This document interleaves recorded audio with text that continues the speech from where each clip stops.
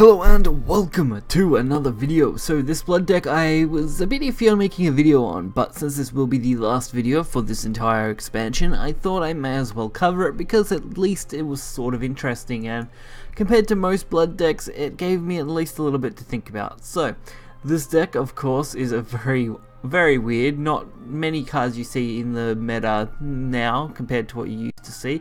This is running one Spawn of Abyss, which I suppose is run in a lot of control blood decks, but outside of that, not really ran in much else.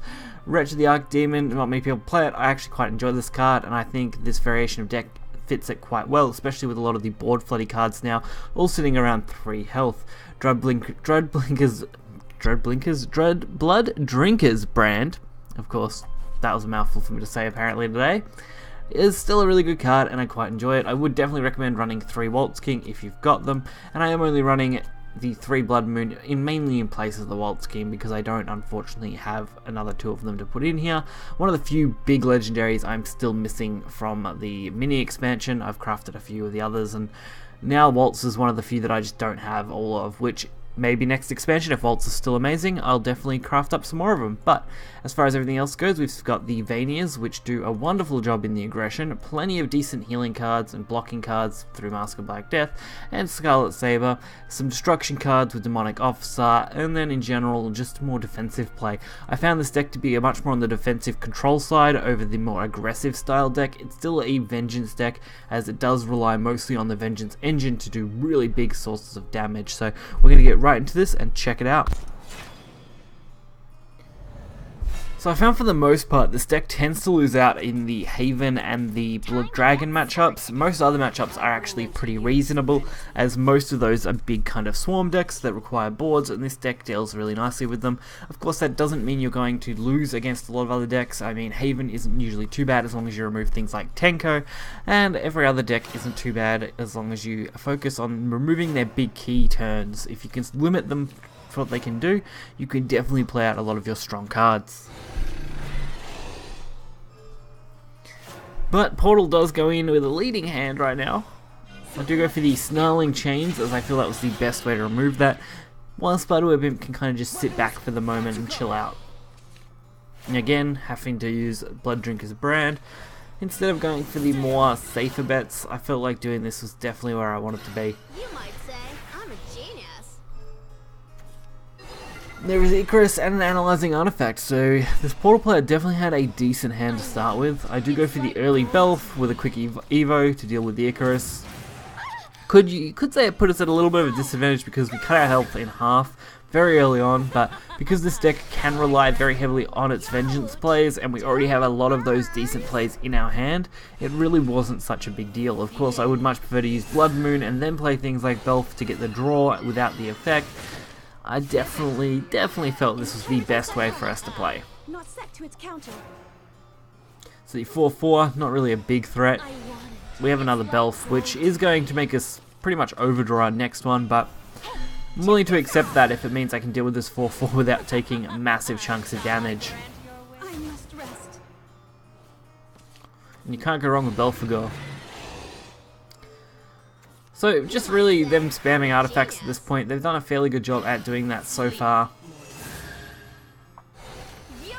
Unfortunately, we haven't been able to deal much damage, so we're definitely going to move into a more control-orientated game, where we just kind of defend our own plays.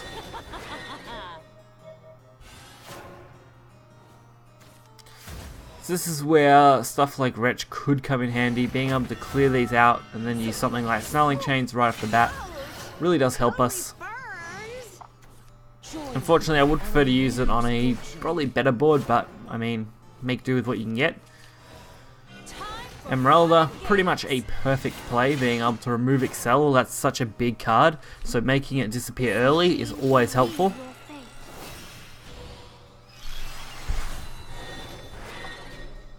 And of course I expected them to remove this fairly quickly, which is why we sent our damage to the face. Which we're going to pretty much do again. I mean, we don't have a reason not to at this point, so going face for as much damage as we can, as quickly as we can, does give us a chance to set up something like Spawn, but we need at least one turn free to do that. You're kidding. No! And I can't really take the chance on just doing it randomly. So Blood Queen Vania is pretty decent. Being able to use its Bane effect with the bat is actually really good. Okay, this one's all me.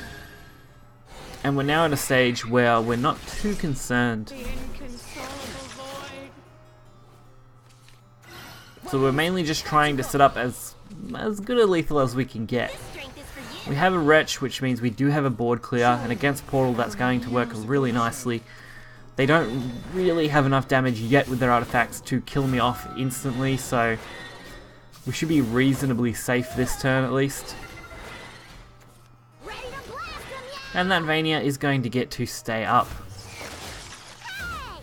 Blasters aren't cheap. which means we can pretty much wipe this board. It does cost us that one Vania, but I think it was worth it, and I do go for the Air Jammer over the Vania, as I think it was the best way to secure this matchup long term by at least having enough so that I could protect my board. The second matchup for this video is against a Tenko Haven. Tenko Haven is one of those matchups where you really need to pick your battles with what you're dealing with and try and just do your best to deal and minimize what they're getting advantage out of. And we start off with a pretty okay hand. Spiderweb Imp, Waltz, Dark Air Jammer, all pretty reasonable. Especially considering, and Scarlet with the Wretch, also quite nice. Reach of the Archdemon is a pretty great card, honestly, for this current meta at least. For my food. Of course, you do need a deck that can support it, and luckily this deck does a pretty decent job at supporting it. Like I said, had my doubts about this deck when I was first looking at it, and the first few games I played with it were pretty bad, but once I started to find the groove with the deck, I was quite comfortable with how I was playing. Now it's a pretty decent turn to drop Waltz down. It's going to be hard for them to easily remove this 1-2 without using a banishment.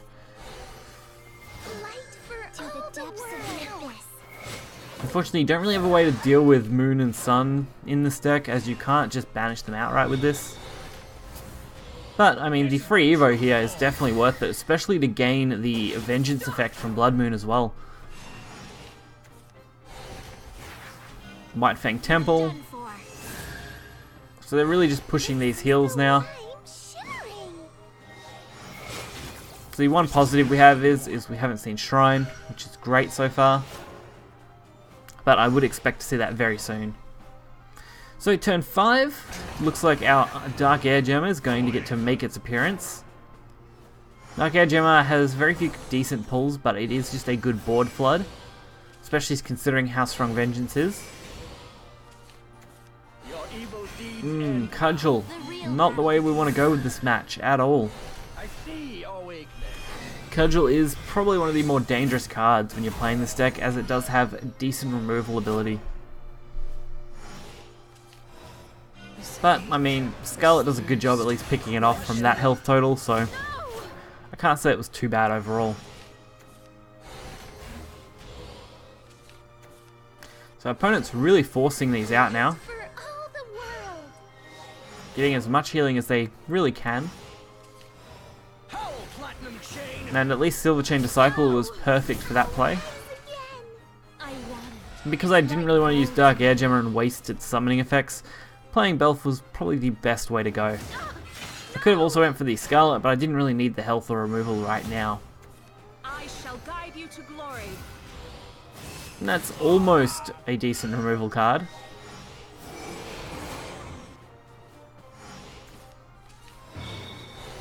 And I can get my Blood Moon set up immediately.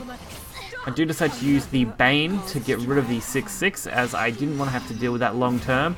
Even if I could have got them down to 4 health, I would have still been not very comfortable with what I had. Although, even if I got them down to 4, I could have at least had the Vania set up nicely, so I suppose that could have been to my advantage. And we finally see the Tenko Shrine. If they had had the Tenko Shrine earlier, I think they could have probably had lethal on me, at least by now. Although, I mean, this Vania is securing us lethal, which is great. I could have still had a decent chance at getting out my officer and just clearing the Tenko pretty easily. So, perfect 6 damage. So I hope you guys did enjoy this video. This deck was a little bit of fun. Of course, since we are coming to a close on this expansion, you may not get to test this deck out. So I hope this was just a fun one to watch and kind of enjoy. I wish I had got a chance to use Spawn. Unfortunately, I found it very awkward to drop most of the time because most decks really were dropping hard. But if you get a chance to drop that on 8, with very little on your opponent's board, or in a situation where you're at really good health total, very hard for your opponent to get any kind of counterplay off, unless they're maybe Haven, and then their random removal might stand a chance. But if you did enjoy the video, hit that like button and subscribe. You'll find deck lists to this in the description below. At this point, you may be able to play it in Unlimited. Until next time, see ya.